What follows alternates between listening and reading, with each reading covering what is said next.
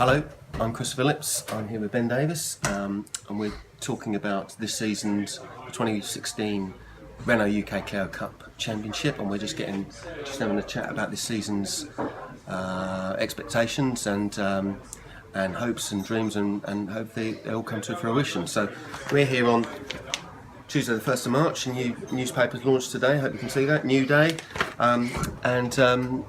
I'm just going to ask Ben about him, and so you can get to know who he is. So, Ben, welcome, and how are you today? You all right? Yeah, brilliant. Yeah, busy day as usual. But Good, yeah. good stuff. Good stuff.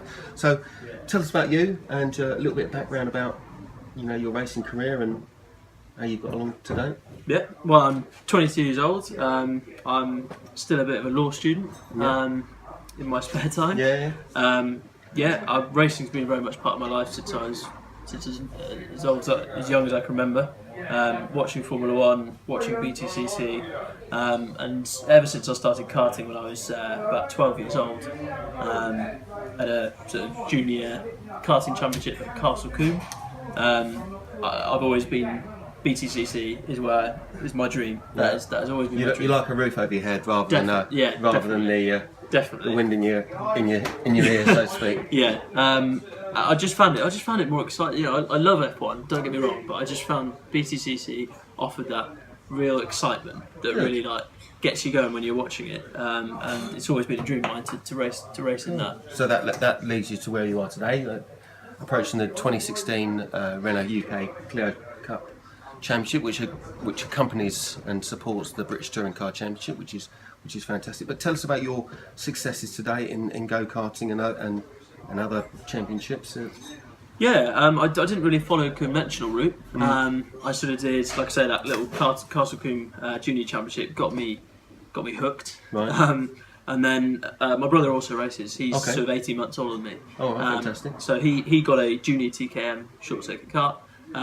He sort of wanted to move on. We both wanted to move on as quickly as possible. So when he'd done with that after a season, I raced junior TKM for 1 year.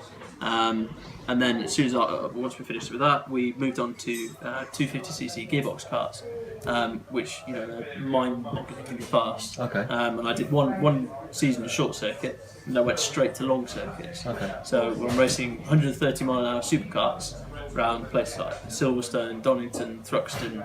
Okay. I was just about to ask you if there were circuits you're all familiar with. I've been to pretty much all of the UK circuits on the supercar scene. The brilliant thing about that championship is it's really cheap. You can do a competitive season on about £5,000, and you lap about 3 to 5 seconds quicker than British touring cars. So it taught me an awful lot. And after 4 seasons of that. Had quite good success. I sort of finished 4th and 5th in the championship after a couple of seasons. After university, I sort of decided, I want to try and focus and do something with car racing, and I sort of headed towards Clios. So that's the logical step to make. And I did 2 rounds in the Michelin Clio Cup series. So that was like the Gen 3 Clio. Okay. So is that a precursor to the cars that are racing in the modern day? It's basically the previous generation Clio Cup race car. Yeah. Sequential gearbox, so it's like proper mechanical sequential gearbox. So that was a brilliant car to learn in.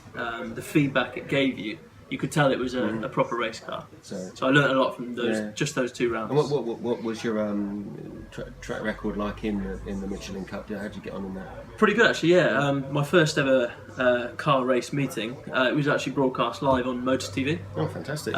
So that was really good. Sign here, please. Autograph, please. Thank you very much.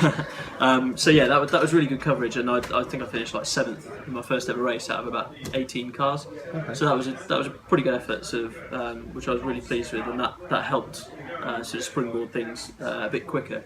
I did 1 more round at the start of last year at Rockingham.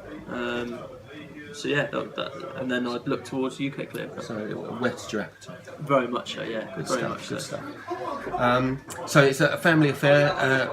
Is your brother racing today? Is he? Yeah, he's still very much racing in British superkarts. It was very much a lad and dad operation. Okay. Yeah. My dad loves picnics and potato sandwiches and stuff. Yeah. In our sort of 30-year-old horse lorry, it was very much just a lad and dad operation. but yeah, we had good success from it, and he's still racing in it now. It's just they're brilliant bits of kit. It's a brilliant paddock to be around. So yeah, mega sport. So it's still competition in sibling rivalry. Yeah. He's in the karts, you're in the cars. Yeah, I mean, we raced together for 4 years in supercars, and it was very much work together off track as much as possible. Like look at data together, see who's quicker around one corner, who's quicker around another.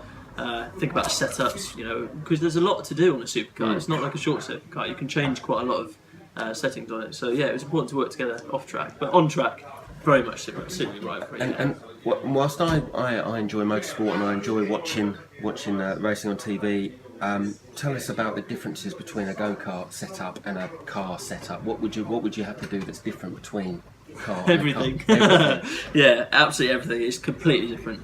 Obviously, suspension. You got weight transfer. You got 10 times the weight in a car. Clio's front-wheel drive.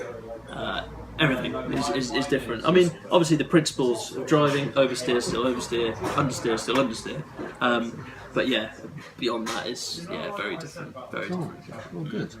Well, as a taster, that's Ben Davis. I'm Chris Phillips, and we look forward to bringing you up to speed with how Ben gets on this season. Thank you very much.